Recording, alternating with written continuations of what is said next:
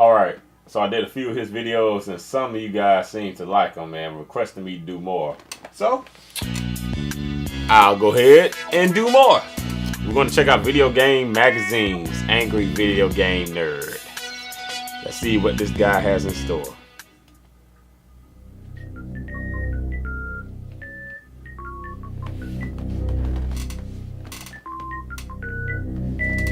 Ass! What? He's gonna take you back to the past to play the shitty games that suck ass. He'd rather have a buffalo take a diarrhea dump in his ear. Ew. He'd rather eat the rotten asshole of a roadkill skunk and down it with beer. He's the angriest gamer you've ever heard. He's the angry Nintendo nerd. Got his own theme music now. He's the angry Atari Sega nerd. He's the angry video game nerd. Yeah, when you were a kid in the 80s and especially the 90s, it was all about running out to the mailbox to find that new issue of that video game magazine, because there was tons of them. They were filled with awesome stuff. Previews for upcoming games, new consoles, walkthroughs, codes, and reviews. In the past, I talked about Nintendo Power, so it's about time I talk about the others. Some were about the brands and the consoles like Atari Age, but others were more generic like GamePro and Electronic Gaming Monthly.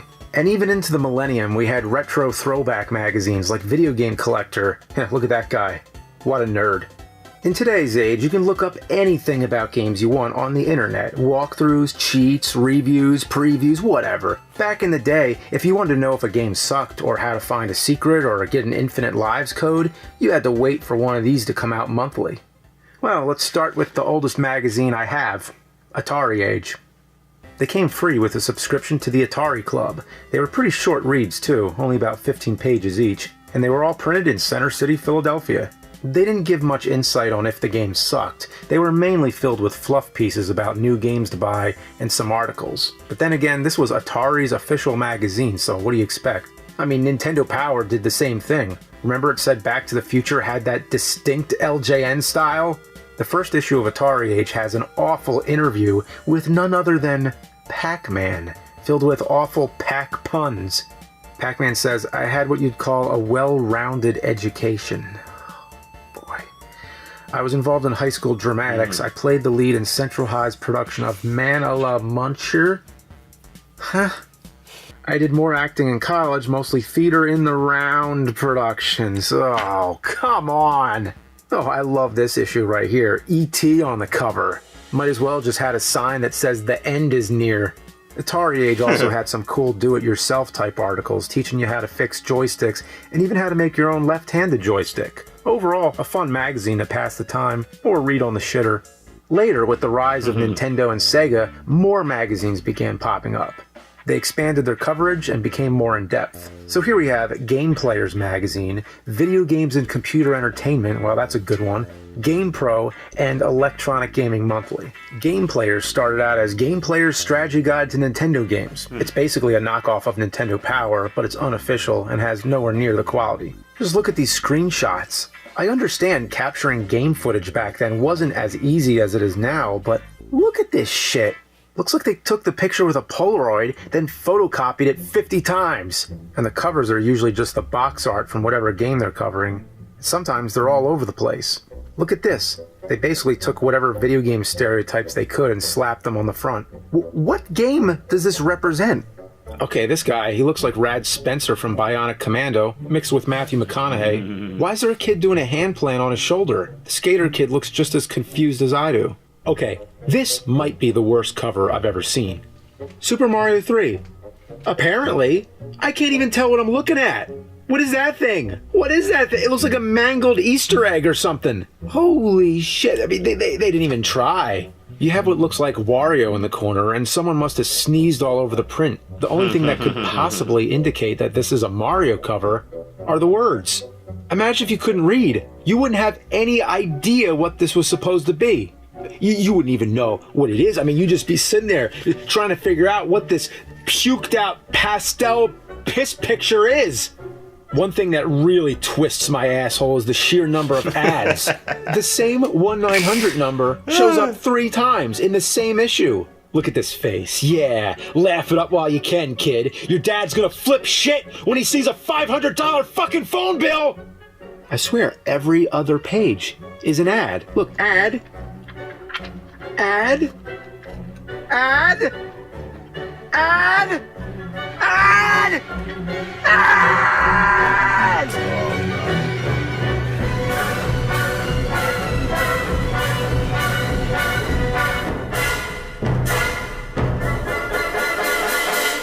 What? Look at this. A picture of burnt toast that's so big it takes up more than a page. I don't get it. I don't get it. The sad thing is I've reviewed most of the games advertised. There's ads for Hydlide, Super Hydlide, Street Fighter 2010, Silver Surfer, Tiger Electronic Simon's Quest, Tiger Electronic Ninja Gaiden, Kid Cool, The Power Glove, and even Bugs Bunny's Crazy Castle. The most frequent ads I've seen to come across are shitty joysticks. There's tons of them. Shitty joysticks, shitty joysticks, shitty joysticks everywhere. I don't get it. Was there something wrong with the controllers that came with the system? Oh, looky here, the U-Force. Are joysticks a thing of the past? I hope not, seeing as most of these ads are for joysticks. Are they trying to put themselves out of business? Not to mention, they all suck ass through a crazy straw. I like to call these shitty friend controllers because they were the controllers your shitty friend would make you use. Another thing I love are the ads for the most stupid, useless shit. Like, look at this. Gaming gloves. They're basically fingerless gloves, except with a thumb. Could you imagine being that guy, showing up to your friend's house with these stupid neon Batman gloves? Was holding a Nintendo controller really so bad that, you need protective equipment? Oh, but it gets worse. Here you go, the Thumb Master. It's basically a bright purple, cushioned condom for your thumb. It eliminates video thumb. Have you ever in your life suffered from video thumb? Well, maybe Silver Surfer or one of those games where you need a turbo controller, and when you do, your thumb will thank you. Nintendo 64. I had that right rash. Here. It's a dude getting his nuts kicked in. Thumb. Why? Yeah. Why did they do this? I have had a rash on my thumb ad. with that. It's kicking him in the balls. Yeah, I can understand that. This one says, we took some of the worst garbage on TV and turned it into a great video game. Yeah, I bet. Here's an ad for a Game Boy Light. What really weirds me out is the kid in the back of the car, no seatbelt or anything. What's even crazier is in later magazines, they replaced this ad with real-life people. They put this kid's life in danger just to sell a shitty Game Boy Light. Oh, look at that. An ad for the line of Game Boy shit from STD. Yeah, I like how the word handy is in quotes. STD. Yeah, they were jerking off. Speaking of STDs and being handy, there are tons of really adult ads out there too. Just look at some of these. Kick some balls, monster bone, pray for a full frontal assault, size does matter, and of course, the Sega dick. PSM even did a swimsuit special. What are they thinking? The articles range from interesting and useful to downright idiotic. One of the best features was the walkthroughs. Like right here, they hand drew all the levels from Super Mario Land on Game Boy. That's pretty cool. And here's a walkthrough of RoboCop 2 on NES. Man, I wish I had found this when I reviewed it last year. That game made me want to get my dick shot off by RoboCop. Here's a letter from a kid who has a sister named Dalsum. He actually sent in her birth certificate to prove it. What? Hopefully it was a copy. Here, they talk about the Home Alone games and even promote the upcoming movie sequel and the Home Alone phenomenon. Yeah, such a phenomenon. You know that guy right there? He turned out to be a pizza boy. The reviews are always a major part of these magazines. They gave kids the insight on which games were worth their money and which ones they should avoid like the fucking plague. But sometimes these recommendations are really off the mark. Like right here, Contra 3, a game revered as a classic, one of the best side-scrolling shooters on the Super Nintendo, and they gave it 7s. Then look at this shit, Terminator 2 on the NES, a game that's total shit, and it's got 8, a 9, a 7, and another 8. Are you kidding me? Terminator 2 on NES has better scores than Contra 3? Yeah, I mean, that's like saying I tasted a shit-flavored ice cream. I gave it a 10 out of 10. It was good. Trust me. That's not the only shit thought highly of. Here's Double Dragon 3. Its fun factor has a perfect score. No way. No way. They included the Bimmy and Jimmy screenshot. Well, at least the caption has the correct name. Believe it or not, there existed a magazine for the Amiga CD32. The crazy thing is that the magazine kept coming out long after they stopped making the system. And look at this. They gave Gloom a 92 out of 100. Thankfully, my CD32 is safely burning in hell where it belongs. Damn. Man, the memories. It's fun to read these, knowing how the technology evolved. They covered the breakthrough of laser discs, virtual reality, and all the new types of controllers. Here's this shitty Sega activator. Damn, this guy could give Keith Apicary a run for his money.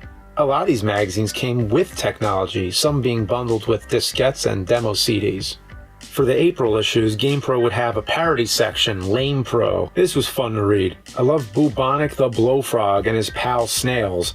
Yeah, it was stupid, but back then, it was just cool to see people in the gaming industry making fun of games. Here's a piece about the Ultimate Gamer. This guy's no joke. He makes my Nintendo suit look like a cheap Halloween costume. Here's the top 4 hot video game babes, and for the ladies, the top 4 hot video game hunks.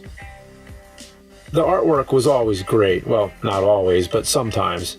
Oh, and in this picture, this kid's holding a ninja star and whipping out a yo-yo right as he's about to be brutally murdered by a skeleton. Right. And check out this picture of Godzilla and kinda King Kong. And they're both really shiny for some reason. This picture, I don't know what is going on. It's just hideous. When it came to drawing Link, for some reason they always had a problem. Here he is on the cover of Nintendo Strategies. At least I think it's him.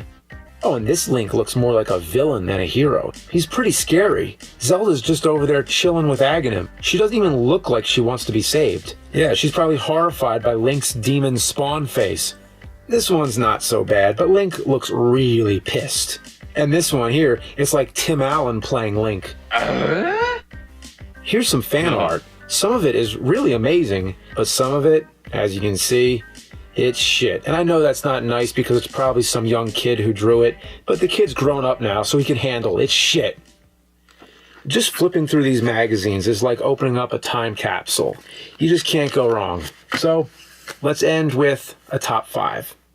It's the Nerd's Top 5 Most 90s Moments in Gaming Magazines. Oh. Number 5, Crime Wave. Look at this scene. I mean, look at this. Okay, you have this guy screaming, and then you have this guy with these cool shades, and then this girl who looks like she's fallen asleep or something. Is this Dan from Street Fighter Alpha? Mm-hmm. There's this guy with a backwards hat wearing pajamas carrying a fucking gun, and then on the ground, there's all this money and guns and bullets and cocaine.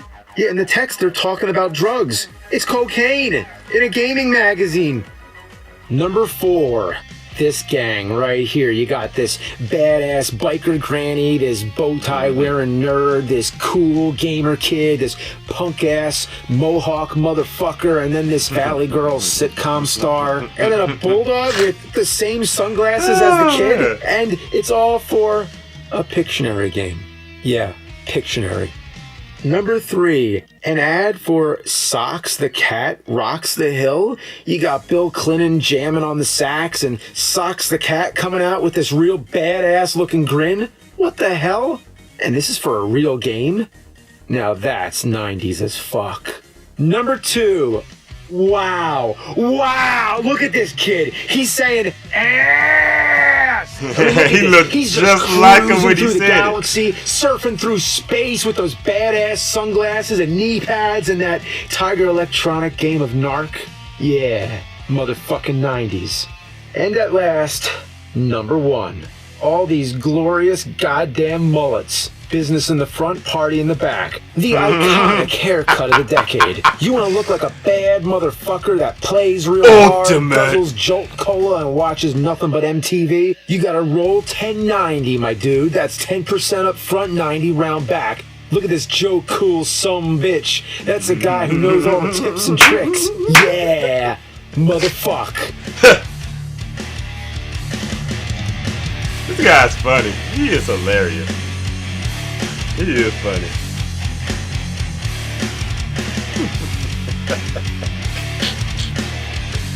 Oh man.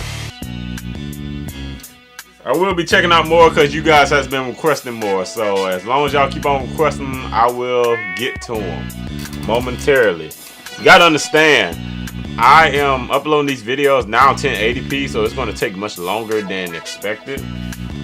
And like I'm going back and forth with video gaming at that, so like videos is going to come whenever they come. Like, you know, I'm literally trying to balance everything out perfectly in balance, as all things should be. Wink, wink.